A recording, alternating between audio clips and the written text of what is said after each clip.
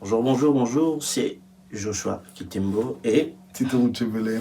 voilà, donc bienvenue chez Accord Parfait, chez notre podcast où ça va parler, ça va discuter de musique chrétienne, gospel, adoration et louange, worship.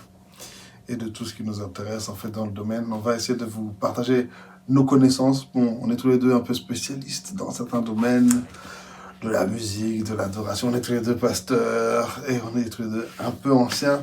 Donc voilà, l'objectif c'est un peu vous partager ce qu'on a et créer une réflexion, créer une discussion. Aujourd'hui, on va vous parler un peu de nos parcours musicaux, mais plutôt dans notre tendre enfance. Plus tard, on vous parlera de nos influences en tant qu'adultes. Mais voilà, on va vous raconter des milieux. On va vous parler des milieux dans lesquels on a grandi, de ce qu'on a écouté à la maison, dans la musique chrétienne, en Belgique, au Congo, la musique d'Afrique. Et on espère que ça va vous édifier. Voilà, donc on a la grâce d'être ensemble tous les deux. On ne sera pas toujours d'accord, mais au moins, on va partager tout ce qu'on sait. Donc ça, c'est le plus important. Et l'objectif aussi, c'est qu'à la fin, on puisse terminer en accord parfait. Peu importe nos divergences, on puisse trouver un point commun. Et ouais, le truc, c'est que moi, j'ai grandi, je sais pas comment toi, tu as grandi du point de vue de la musique. Quels étaient un peu ce que tu as écouté à la maison, les parents? Alors, moi, je t'avoue que moi, mes parents, c'était vraiment très traditionnel. Musique congolaise, musique congolaise, musique congolaise. Chrétienne. Chrétienne. Musique congolaise chrétienne, vraiment que ça. Donc, en fait, toi, tu as grandi au Congo. Ouais. Mais à l'époque, donc, c'était dans les années 80, 90. 90. Ok. Ouais, 90. Qu'est-ce qu'on écoutait à l'époque? À l'époque, ce qu'on écoutait dans les années 90, c'était beaucoup de... Il y avait un groupe qu'on appelait Kembo Kembo. C'était un groupe du Congo-Brazza. C'était une grande chorale et qui faisait beaucoup de chansons comme ça. Il y avait le Pasteur Mente, il y avait Charles Mombaya déjà. Voilà, il y avait Charles Mombaya déjà. Couple Bouloba. Il y avait Deningo qui venait de sortir son premier album solo en 90. Tu avais René Rovumbi et tu avais le groupe Sangomalom qui existait déjà. Ah, yes. Tu avais déjà ça avec Jim Savaski, René Rovumbi, Koul Matope très jeune et les autres. C'est ce qu'on écoutait à l'époque. On écoutait, il y avait les Matou Samuel qui venaient de commencer. Donc mes parents, ils ont écouté essentiellement ça. C'est avec ça que moi j'ai grandi à la maison. Bon, toi c'était différent. Oui, c'est ça. Nous, en fait, on est arrivé ici dans les années 80. Ouais. Mon père, lui, en fait, il a grandi comme fan de musique. Il a grandi dans le monde. Donc lui, c'était quelqu'un fan de soul, de funk. Il a déjà vu, je pense, Ike et Tina en concert, etc. Mais il s'est converti dans les années 70 chez les baptistes en Afrique de l'Ouest. Et donc là, il est entré en fait dans un autre monde musical. Il a écouté beaucoup de Jimmy Swaggart quand il était jeune. Donc moi, j'ai grandi avec beaucoup de Jimmy Swaggart à la maison. Mais il était aussi très éclectique. Je me souviens quand j'étais tout petit, on avait encore des disques du monde à la maison. Ouais. Donc il y avait quelques disques un peu mondains, mais il écoutait en fait ceux qu'il pouvait écouter. On avait des disques aussi de chansons chrétiennes françaises. Il y avait quelques groupes de France, un peu de Belgique, de Suisse qui faisaient quelques albums, quelques chorales.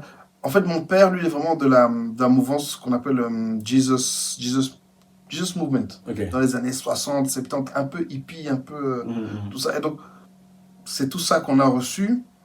Et puis, on parlait tout à l'heure des albums Praise de Hosanna Music. Ça a tourné, ça vraiment. Ça a tourné à la maison. Ouais. Il avait tout ça. Ouais. Non, mais c'est cool. Moi, mon père était très éclectique. Il aimait beaucoup la musique, aussi européenne, américaine.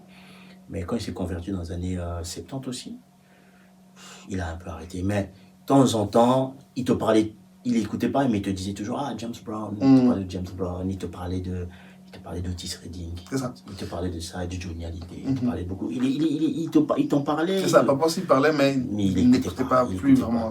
Du coup, ça nous a poussé à être cultivés.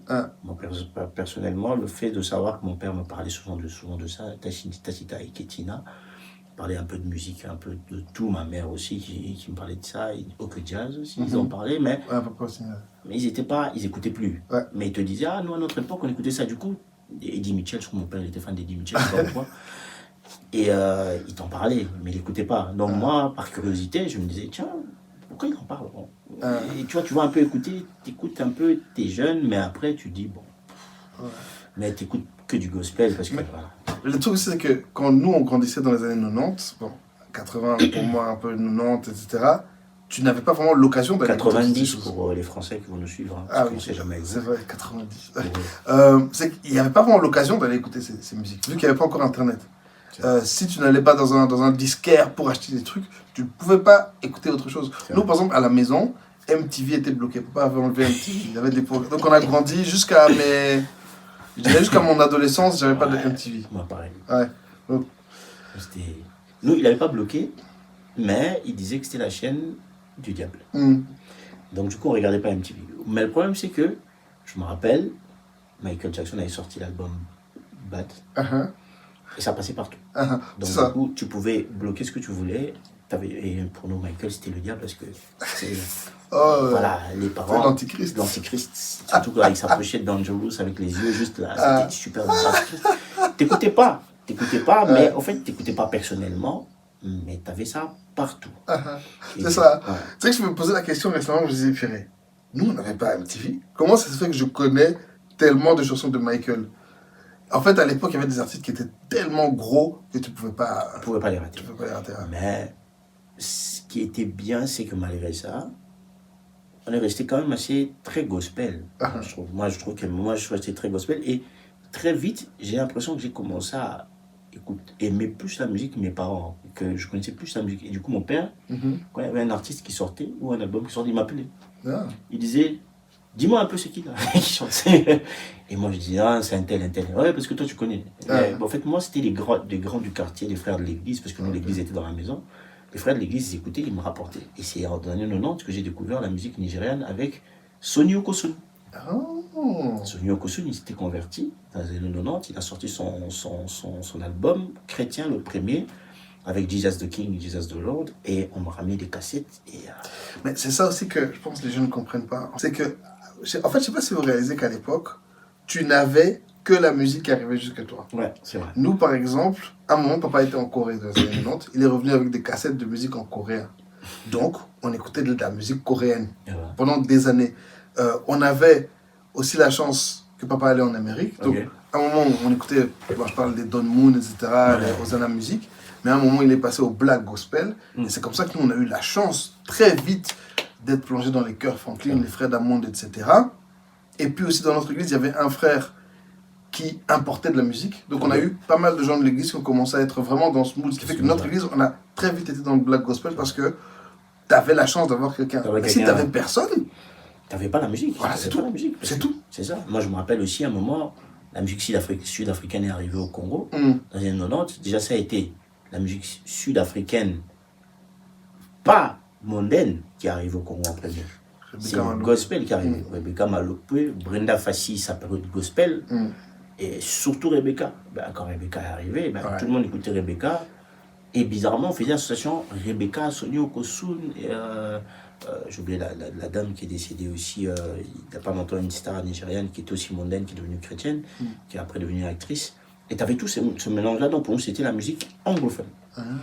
Et dans ces années-là, on a commencé aussi petit à petit à avoir des petites musiques qui venaient des États-Unis, qui filtraient, parce qu'il y avait ce qu'on appelait full gospel, l'église full gospel.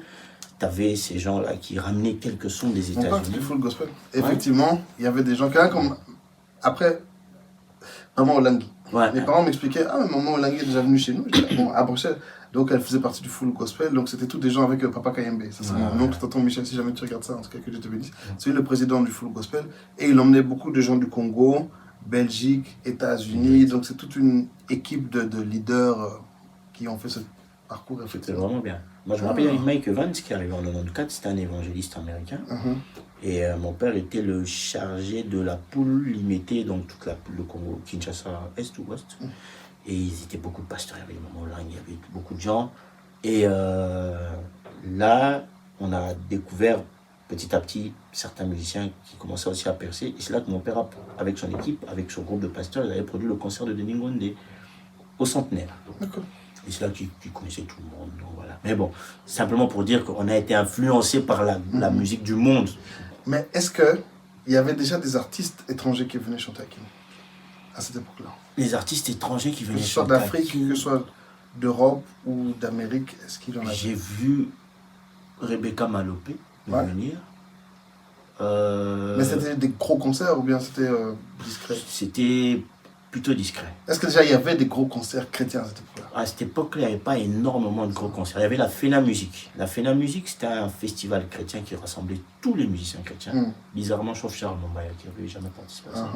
Mais tous les autres, ils étaient là. Mais quand je dis tous les autres que tu peux entendre aujourd'hui, et Mente qui n'était pas là parce qu'il était déjà en Europe, tout le reste était là. Bon, Deningonde, Frère Patrice, Couple Bouloba, Venuvumbi, Koulma, tout ce que tu peux connaître, ils étaient tous là à la FENA Musique. Moi, j'étais à la FENA Musique aussi, pour voir. Et c'était le big concert au stade de Martyr.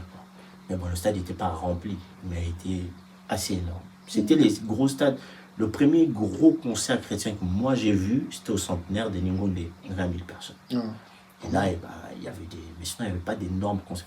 Il y avait Vox Day. Vox Day, c'est l'un des premiers groupes. C'est catholique, hein? Non, Vox Day, c'était des protestants. C'était des groupes de réveil. Et c'est eux vraiment qui. En fait, c'était une sorte de Zaïko pour Christ. Tu vois, un peu de Wenge pour Christ, on va dire ça comme ça. Et ils étaient vraiment les jeunes avec des cris de danse. Et ils faisaient des concerts populaires, mais ce n'était pas des big concerts. Tu vois, c'était pas encore des big concerts. Je crois que les big concerts sont arrivés un peu. En fait, je crois que les big concerts ont même commencé en Europe avant l'Afrique. En Afrique, parce qu'il faut dire aussi qu'il n'y a pas de grosses salles de concert. Ouais. Tu vois.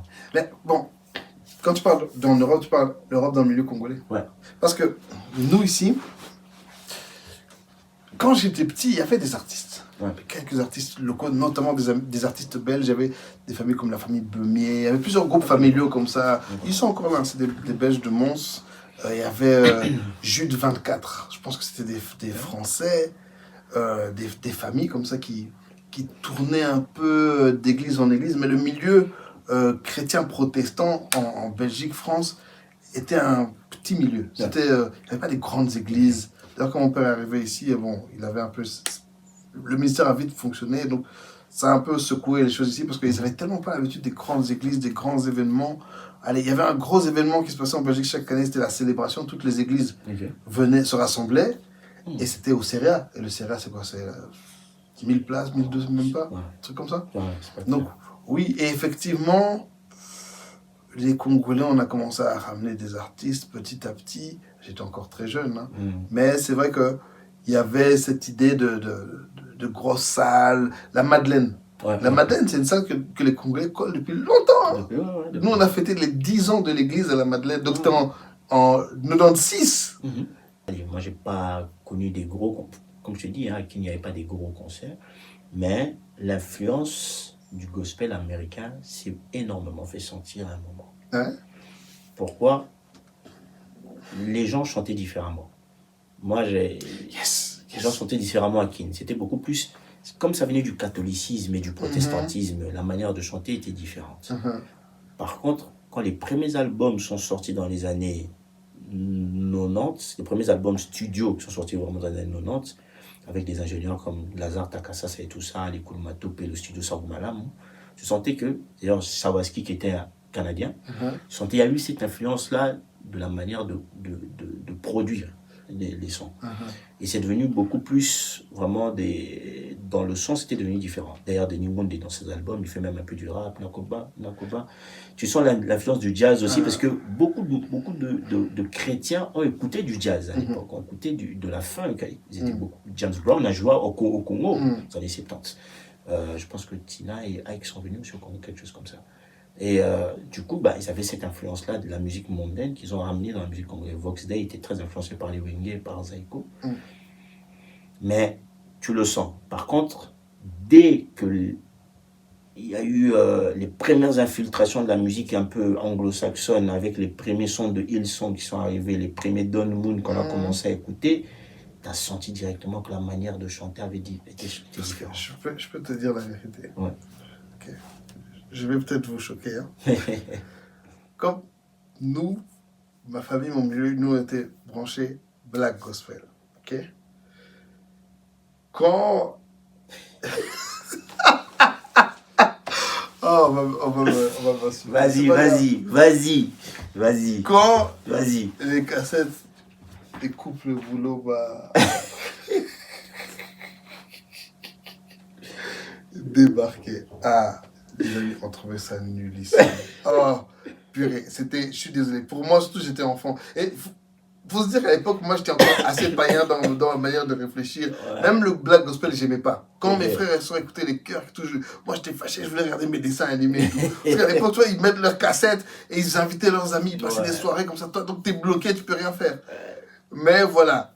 Mais ça, là, allez, j'insiste sur couple au boulot, bah, parce que vraiment, ça m'a... Ça t'a achevé, ça. Alléluia, ça a tellement tourné. Quand elle est chez les gens, là, ils mettent cette cassette. Ah, je pouvais, en fait, là, je pouvais mourir. Je trouvais ça d'une horribilité. Mais effectivement, je me souviens, le premier album où je me suis dit, le premier album congolais, où je me suis dit vraiment, non, là, il y a quelque chose, c'était Renan Vumbi. Ouais, ouais. C'est vrai que Blaise Sakila aussi, Ouais, il était fort, Blaise. déjà, il avait un feeling un peu R&B, un peu de, voilà. Et beaucoup de chansons françaises, c'était le roi de la rime avant Alain Moloto, man. Ah, ok. Ouais. Mais je me souviens, l'album de Renan Vumbi, Nous élèvons vers toi. Ce truc-là, on l'avait en cassette en voiture, on avait fait un voyage, parce que mon père à l'époque allait beaucoup en Allemagne. Ouais. On a fait l'Allemagne, on a écouté pendant tout le voyage, et c'était fort. C'était... Jim Sardas qui influence. Ok. Parce que Rino a chanté avec Sang Malam. Ok. Donc, Sang Malam, en fait, notre musique, s'il n'y avait jamais eu le groupe Sang Malam ou le studio Sang Malam, la musique, on ne l'aurait pas eu comme on l'a maintenant. Parce que tout le monde parle d'Alain Moloto. Mais Moloto, il a travaillé au studio Sang Malam. Koul Matopo, studio Sang Malam. Les Lazare Takassa, studio Sang. Tu vois, ces mecs-là, et Rino, pareil. Et Menkano, pareil. Ils viennent de là. Bah, je crois qu'on peut terminer. Je crois qu'on a trouvé notre accord parfait, je t'explique.